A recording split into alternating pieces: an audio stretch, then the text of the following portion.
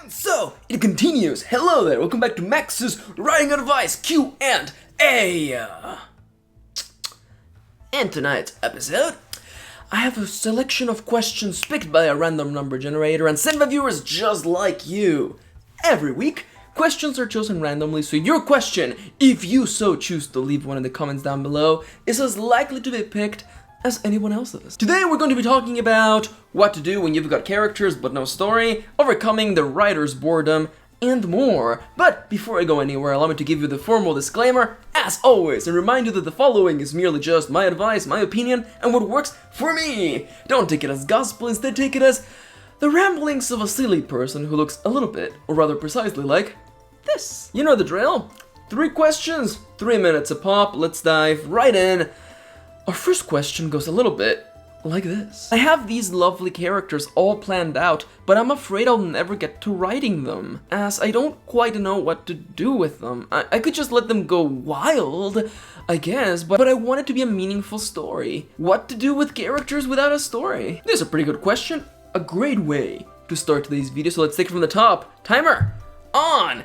Let's talk really quickly, before we talk about characters, let's talk about the meaning behind stories, okay? Because, and the way that the question was phrased, is the idea that if the characters go about wildly, then the story cannot have a meaning, or it may have a less meaning, or less meaning than a story which had all this planning. And of course, I disagree with that point, primarily on the grounds that the meaning in stories is not something that happens in the first draft, at least not the way that you experience it. There is this kind of fallacy in the way that people think that writing works, in which they assume, primarily from their experiences with creative writing professors or English teachers, that the story that you're reading is exactly the vision, the way that it came out of the hands of whoever wrote them, and that's actually not entirely true at all.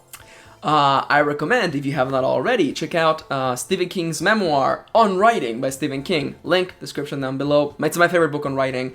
But he talks about the way that he finds the theme and mood in his books. And it's the idea of, you don't do it in the middle of writing. Once the book is finished, you look over it, you consider the themes that came organically through the act of storytelling, and through the act of revision, you exemplify them, you bring them out into the foreground. And this is how these moods and themes and meanings feel so evident and natural, because they weren't forced.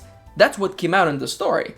The writer, through the act of revision, just made it more obvious. So, really quickly, before I move on with the next point, I mean, the fact of whether your story is meaningful or not is not dependent on the wildness of your characters, but rather on the act of revision and just being true to the story. Don't stop and hesitate on this. Keep writing and see what meaning your story held at the end. And now, let's talk about characters without a story. Let's review a piece of feedback that I give all the time on this channel, the Marcie Rule. Marcie was my creative writing professor in college, and she had a rule. And that rule is, of course, that characters are not a byproduct of plot. Plot is a byproduct of characters taking action, making choices, and facing the consequences of said choices. That is what story is made about. That is how history and our culture move forward. It is not that the times change, it is the fact that people made those times change. So, dear writerly friend,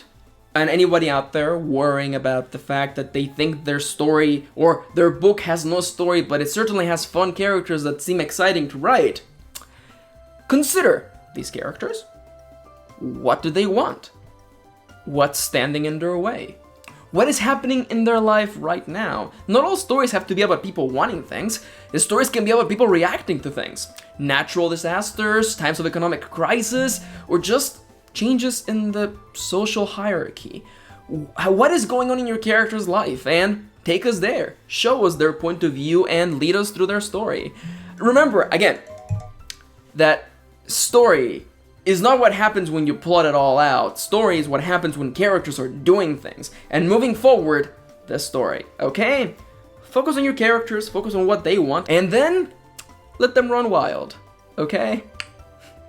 Okay. Alright, and our second question of the day goes a little bit like this. Hey Max, I'm sure you've got a ton of questions in your inbox, but I would like your advice anyway. I am currently planning out a new story, and I've decided that one of the side characters will be doing something pretty out of character for him.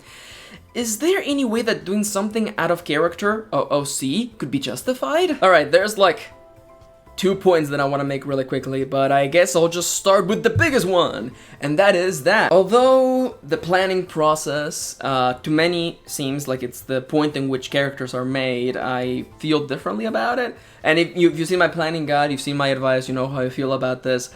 I believe that the character is always right, and ultimately we learn about the characters through the act of storytelling. My ultimate advice, before I move on to much more specific advice, is just don't worry about it, because first, it may be that the character doesn't actually do this in the beginning, or it may be that the character actually does things leading up to this that justify their choices.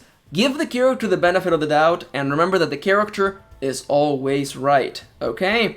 Characters are these beings that change throughout the story, and if you force them to be one particular way, they're only gonna get in the way, and it won't be true to the story anyway. So, before I move on with anything else, if you are still in the act of planning the story, don't worry about this.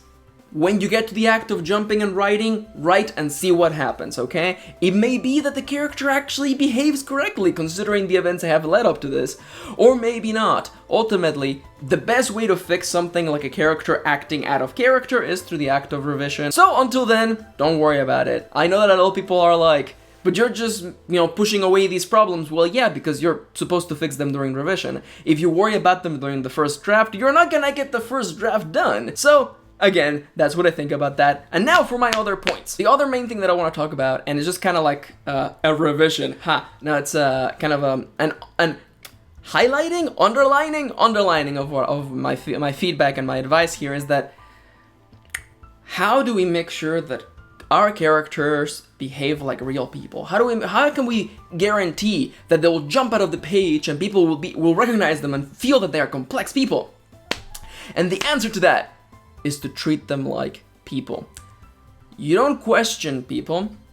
If somebody does something that you think is out of tune to who you perceive them to be, that doesn't make them wrong, it makes you wrong. It makes your perception wrong. The one thing that we need to remember here is that characters that you write are people, and people are allowed to change, and people are allowed to keep secrets, and people are allowed to do things or have a change of heart. Sometimes good people do terrible things, and sometimes bad people do really, really good things. That's part of human nature, and to question your character and to say like, no, that's not something you're supposed to do, I feel like that's a little bit like, I don't want to say censoring because that's not the correct feeling, but it's like stopping your story from going where it's supposed to be. Again, I feel like this is one of those things that can be easily fixed through revision. And as I've said a million times in the past, I feel like the characters in the story are always right. So if during the act of storytelling, a character jumps at you and does something that you did not expect, don't silence them, don't stop them, see where it goes. Worst comes to worst, revise the scene later, but I feel that ultimately you can end up with a scene that rings absolutely true to who this character is. Good questions all around, and now let's tackle the last question of the day, which is a really, really interesting one. It goes a little bit like this. Okay, so everyone talks about writer's block, but how do you get over a writer's boredom? Or I guess you could call it lack of motivation? It's like you have an idea but no desire to write, if that makes sense. Alright, I like this question. We can go places with this one. Let's take it from the top. Point number 1. Writer's block is a bit of a problem term for me, mostly because it doesn't actually mean anything solid. Writer's block means different things to different people. It is entirely likely that if we go by the broad umbrella term that is writer's block, that's what you're feeling right now. Now, that's arguing semantics, so we're gonna push that aside. What have I done in the past regarding this? Because I can definitely agree with situations in which I wanted to write a story, but I didn't feel like it, or I maybe didn't really want to write that story.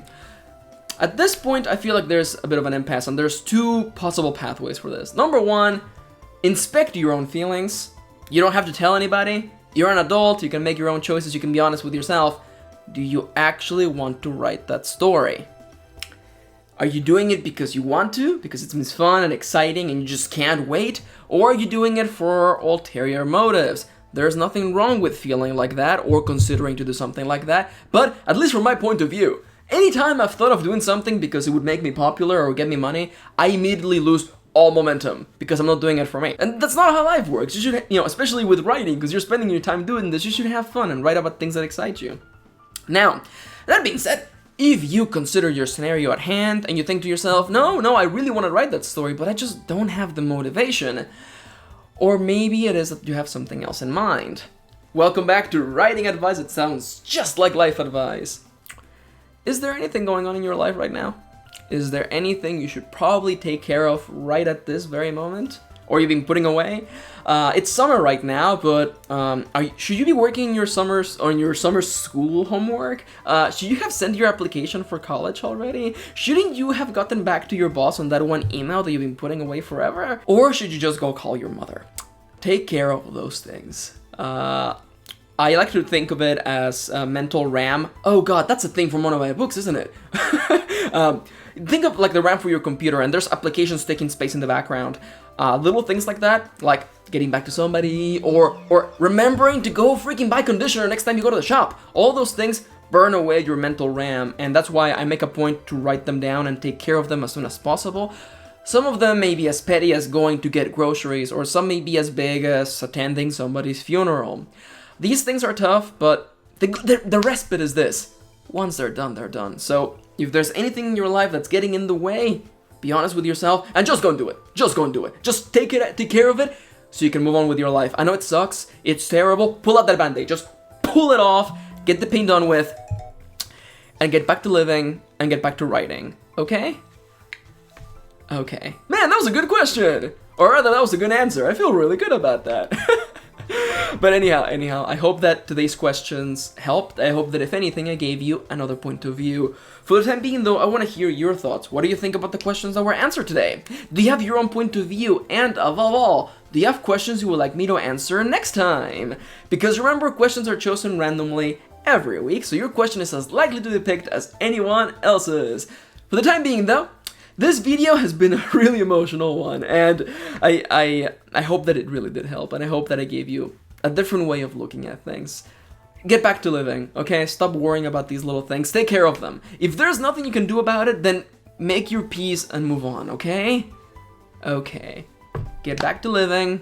Get back to writing. Okay? Okay. So again, thank you for watching. Thank you for spending a little bit of your day with me. And I'll see you on the next one.